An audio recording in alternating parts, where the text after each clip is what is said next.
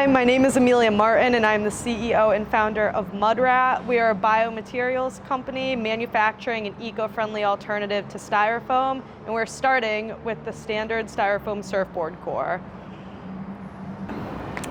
The Cohort experience was absolutely wonderful. I love all the new people that I met.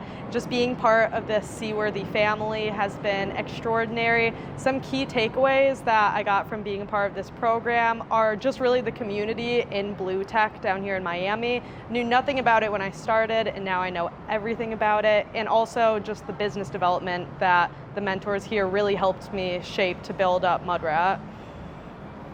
One word that I would use to describe my experience here is transformative.